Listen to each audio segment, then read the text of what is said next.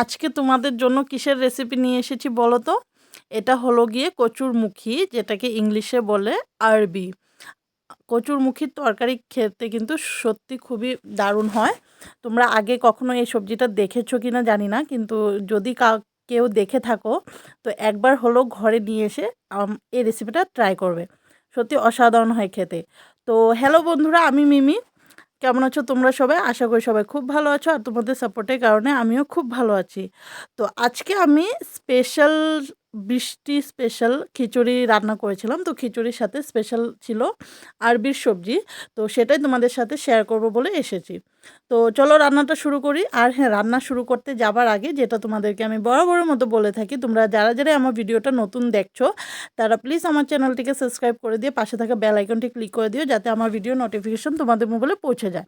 আর যারা যারা অলরেডি আমার চ্যানেলকে সাবস্ক্রাইব করে রেখেছো তারা প্লিজ ভিডিও দেখার পর একটা লাইক কমেন্ট শেয়ার করে দিও। লাইক করলে মোটিভেট হয়ে ভিডিও বানানো আগ্রহ বাড়ে।